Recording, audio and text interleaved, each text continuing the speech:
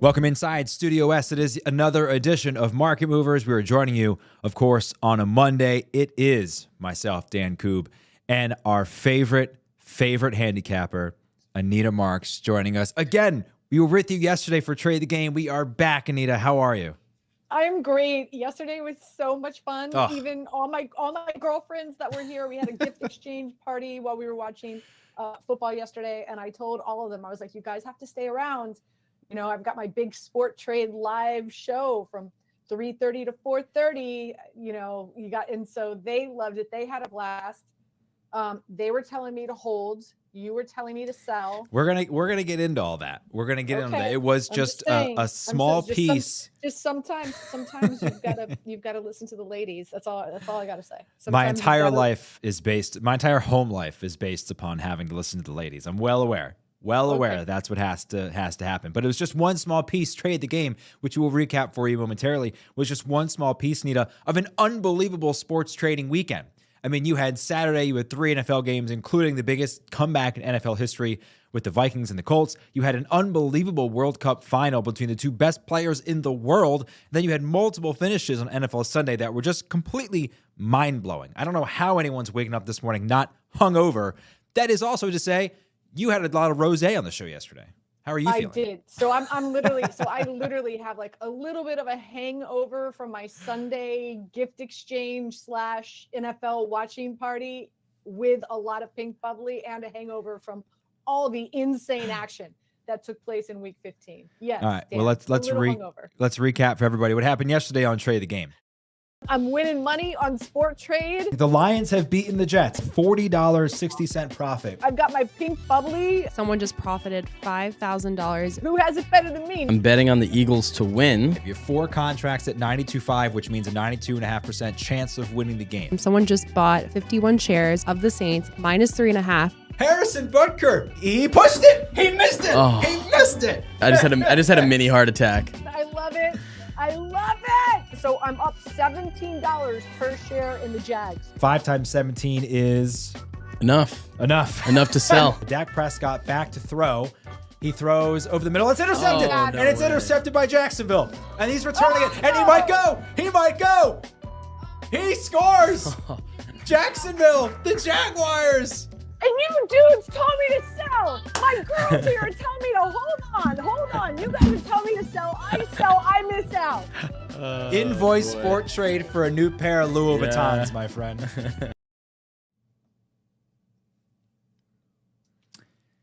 All right. Hand up. This is what friends do.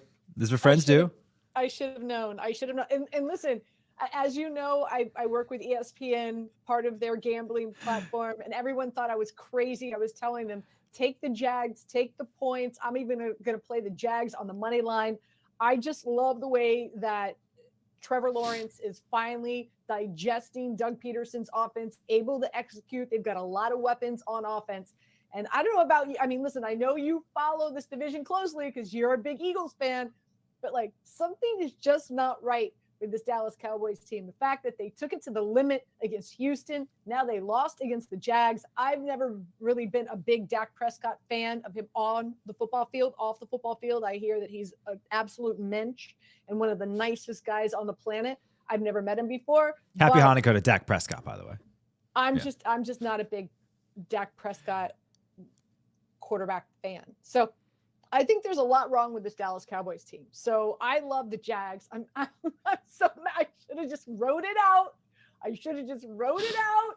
But it's fine. Listen, I still won money. I didn't lose. And I had a really good week. I thought the Panthers were going to beat the Falcons. The Panthers, ever since Steve Wilkes took over as head coach, 6-1. They're 3-0 at home. Well, now they're 3-1 at home.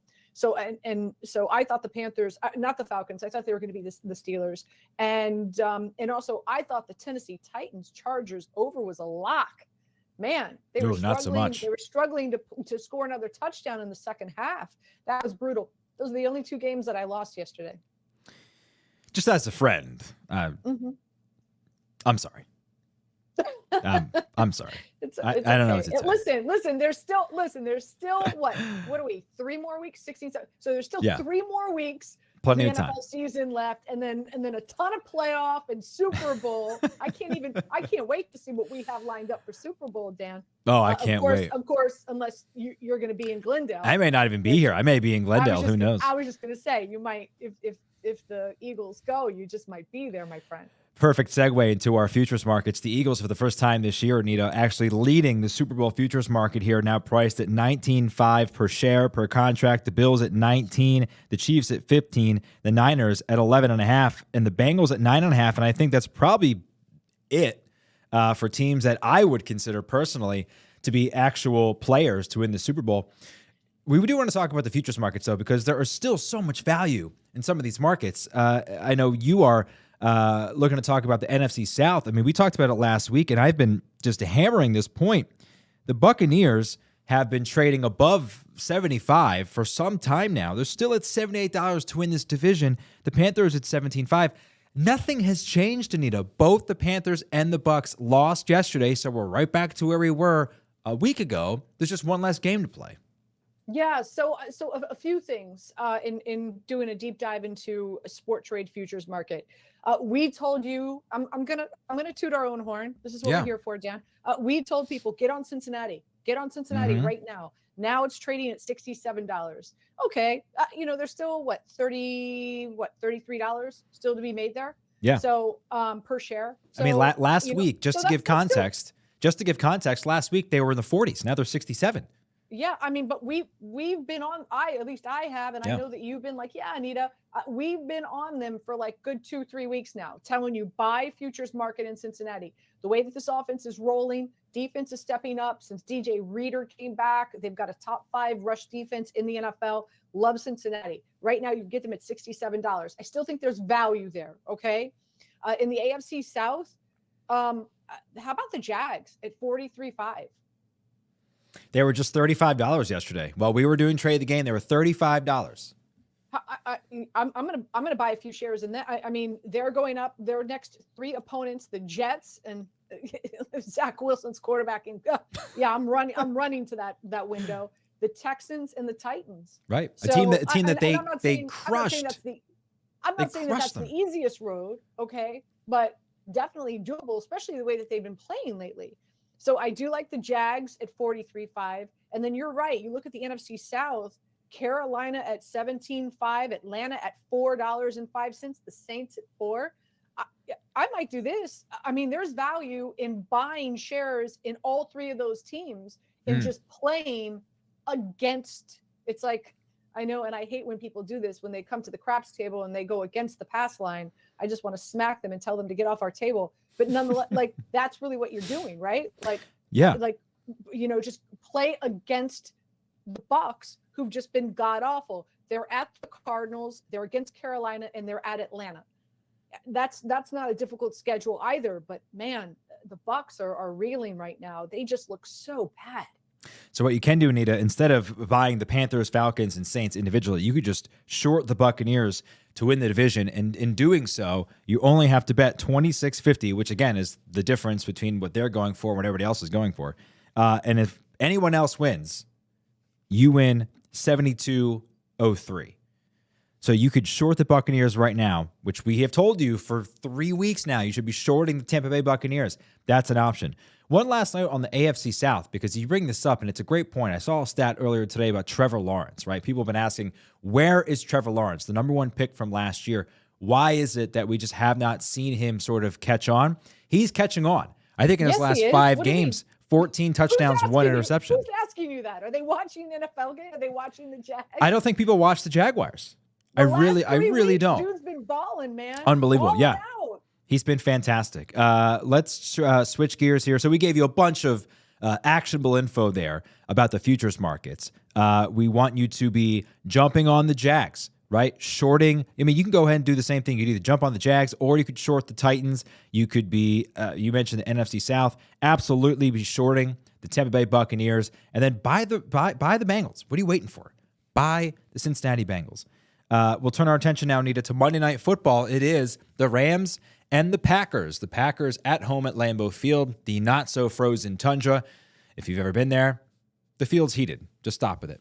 The Packers trading at $75. The Rams at $25.50. 7.5 is the spread.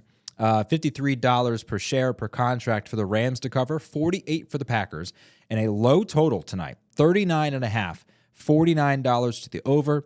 $52 per contract per share to the under, which indicates that the market seems to think, Anita, that this game is going to go under the total. What do you think? Okay, so a few things. I'm staying away from the total. Okay, I'm staying away from the total. I love the Green Bay Packers here. By the way, this line now is jumped up to 7.5, and I understand why. So the Packers are coming off of a bye. Aaron Rodgers 9-3-1 against the spread off of a bye. As you said, the weather is supposed to be single digits. Granted, the field is heated, but it's going to be absolutely brutally cold there. Now, Aaron Rodgers has played in 36 games of temperatures in sub-30-degree weather. Baker Mayfield, only twice. Okay? That's going to come into play, especially with the fact that now you've got an entire LA football team who's making their way to Lambeau Field. Here's another thing. Aaron Rodgers gets a full arsenal in regard to his wide receivers. Now, there's only been 52 snaps this season in the NFL where Aaron Rodgers has all his wide receivers active and attractive. That's it. Only 52 snaps, and more will come tonight. So that's really see what happens with Dobbs. Of course, I'm wearing my Chris Watson shirt. I think he's going to crush it tonight. I've got him over receptions, over yards, over longest yards. I've got him scoring a touchdown, possibly two. Dude's got 9 touchdowns on the season, 7 his last 4 games. And last but not least, the Rams, their pressure rate, Dan, is only 16%. So it's not like Aaron Rodgers is going to be under duress tonight either. So I'm expecting a big game. I've got Aaron Rodgers over 1.5 touchdowns. I'm expecting a big game from the passing offense with Aaron Rodgers and a healthy wide receiving crew against a freezing, an absolutely freezing LA Rams team. So no confidence in Baker Mayfield part deuce. No, and I was there. We talked about it. I was there in LA. I was there for the game, the 58-yard touchdown drive. To me, that's more on Josh McDaniels in the fact that he tightened up. They played the Raiders played scared that night. They took their the pedal off the metal, right? Is that the phrase? Sure. They weren't dominant the first 3 quarters, but they were in control. And then all of a sudden, it's just, I don't know. Coaching got scared. They were not aggressive enough, and they played just to squeak out a win. And Baker Mayfield, with no pressure, and a team that was really pulling behind him and getting behind him and having fun, engineered that 98-yard touchdown drive. I just don't see that happening tonight in Green Bay. I just don't, Dan. All things kind of even out, right? Like the Raiders lose that game they never should have won, or never should have lost, rather. But then they win a game yesterday, Sunday. Oh. They never should have won. I mean, can you think of a more ridiculous ending to a football game than what happened between the Patriots and the Raiders yesterday? I can't. And here's what's interesting. And it's a Bill Belichick team.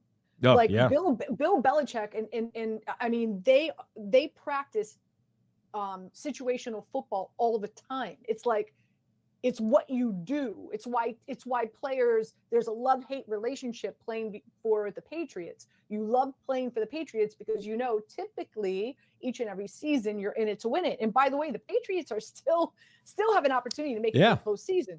With that being said, even after losing last night, but they hate it because it's such a grind each and every week in regard to all the extra little things that you're constantly having to learn and constantly having to go through. And it's situational football. And so that's what's even more astounding in regard to what happened, is that it happened with a Bill Belichick team. It's just unbelievable. I can't remember a more insane finish in a game that had playoff implications in the same way. So to wrap up Monday Night Football, Anita, you like the Packers -7.5, and you also like the -3.5, little alternate total. Yes, I'm going to play both. Okay. I think I do believe that they win by at least a touchdown. So I've got myself covered there. And I think that there's a chance that they could win by at least 10 points. So I'm going to play it both ways, either a nice solid victory by 7 points, or somewhat close to a blowout by 10 or not more. So Packers -3.5 trading at 65.5 per contract per share. Packers -7.5 at 55. It is time for perhaps the final Price is Tight, because Anita has been kicking my ass all season. So I have to win. I don't understand. Why is this the final? Like, why can't we I'm saying you would clinch the season series with a win today. And I'm going to tell you, my back was against the wall and I came to play. All right. Okay. Came to play today. Real market maker kind of stuff. We will start with a game, and I want to talk about the line in this game, which is obviously not what we do in the Price is Tight. On the Price is Tight, we were guessing the favorite and what that favorite is priced at on the money line market, the to-win market on Sporttrade. That's how we play the game. But our first game, Anita, is Eagles and Dallas. So I want us to guess who the favorite is and what their money line price is, and then I want to have a conversation about what is going on with this line right now. You want to go first, or you want me to go first? I'll go first. Okay. I thought, despite the fact that the Eagles are now 13-1, Dallas lost to Jacksonville. They've also lost to Green Bay. They've got another bad loss on the rap sheet as well this year. Dallas is habitually favored by 4 points or more at home. So I think even though the odds makers and our market makers on Sporttrade think the Eagles are better, they are factoring in like a 3.5, 4 point advantage for playing at Texas Stadium, or whatever they call it now, AT&T. So I actually have Dallas at 51-5. First time this season the Eagles have not been favored. Yeah, so I obviously I know what it's my job. I have to know what the lines are. So I will say this, I was surprised, and I still am shocked what the line is. I'm surprised that the Eagles are not favored here, to be quite frank. I get it, home field advantage, all that jazz, but I am pretty much shocked. So I gave Dallas a low number as well. Now I gave them $52. Because again, I feel the wrong team is favored here. Well, it's 53-5 for Dallas, and I will update this for us because the line opened up at Dallas -1.5, and it's moved to 3. So Dallas is now favored by 3 points at home over the Eagles, and in our market, that number, again, these numbers for Price is Tight are as the market opens. Right now, Dallas is trading at 59.5, and the Eagles are at 42. So it's shocking. It's shocking to me. And there's something. Is there an injury here we don't know something about? Yeah. There has to be something for the fact that this line now is at 3. I don't know what it is. Something must be out there, and if not, then the Eagles to me are an incredible value right now at just $42 per share per contract. Okay, our next game, Giants going to Minnesota. The Vikings, who came back from down 33-0 against the hapless Colts. Why don't you go ahead? Yeah, listen, I told you yesterday on our broadcast, bet the Giants. I felt really good about the Giants. Hopefully you did. It was such an important game for them to win. They're in Minnesota, so obviously Minnesota gets that home field advantage. It's so hard to play Minnesota. The way that their stadium was designed, the acoustics and all of that come into play. I think the Giants gave 180% against Washington. I think this could be a letdown spot for the Giants. I hope I'm wrong. I just do. I think Brian Daboll's coaching is going to come into play here. But with that being said, especially with the comeback that the Vikings had, I've got the Vikings favored here at $63. The Vikings, the captains of fake crowd noise. For anyone who's ever sat in that press box, nothing has ever been more obvious in the entire world than the fake crowd noise they pump into that stadium. Price is right at you here. I had the Vikings at 64. It is Vikings at 65. So tied at 1 apiece here. We'll pick up our pace a bit. Jaguars going to the Jets. This is an interesting one, obviously, because the Jaguars, as we mentioned, now just 1 game back of the Tennessee Titans in the AFC South. Meanwhile, the Jets have fumbled the bag here. They're just cycling through quarterbacks. Zach Wilson, I can't even say was admirable yesterday. Just throwing the ball up for grabs at every turn. Despite all that, games at MetLife, the Jets, for all their faults, are still 7-7. They have a really good defense. The Jaguars, I don't think the public really thinks they're any good. Not yet. So I have the Jets at 58. Yeah, so I like the Jags. Again, I took them to straight up beat the Dallas Cowboys yesterday, and sure enough, they did, although it needed overtime for it to happen. Yeah. If the Jets continue to roll with Zach Wilson, I'm out. So, but I will say this, because the Jets have a home game, I'm saying Jets $52. And you nailed it. It is Jets 52. So Really? back really against the wall here for your boy Dan. I'm trailing 2-1 here with 2 to go. Lions at Panthers, Anita. Yeah, I love this Lions team. They're rolling. I had them beating the Jets yesterday. I love Dan. I think he needs to be in the conversation for Coach of the Year. With that being said, Lions at Carolina. Carolina reeling, losing yesterday to Pittsburgh. I've got the Lions at $57. There's no coach I love more than Dan Terra for his love of Metallica A and his love of Pantera.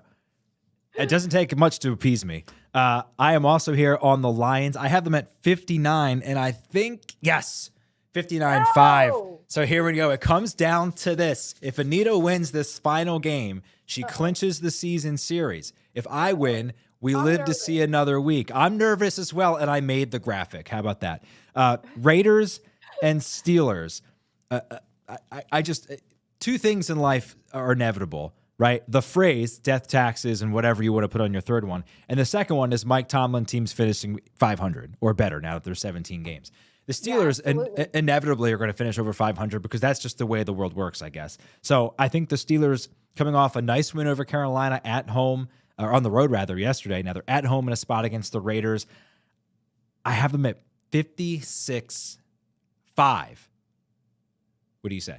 No way. I've got them at 56 straight Oh! up. The Steelers coming off of an impressive win against Carolina. The Raiders sneaking it out because of a bonehead play by Jacoby Myers. So I've got Pittsburgh at 56. Where are we at? Okay. Now if it's over, if it's 57 or over, I win. And if it's 56 and lower, you win the season series. All right. Okay, So it I'm is 59-5.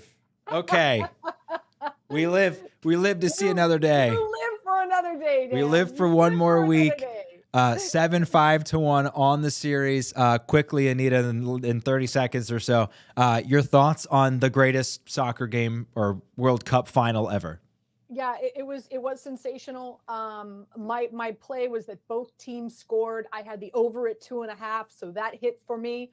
When the momentum changed and I felt like France, Mbappe was unstoppable. He was scoring goals left and right. I did jump on Sporttrade and I did play France, and that turned around and bit me in the butt. I just want to end with this. I think it's a tragedy that World Cup championships end in penalty kicks.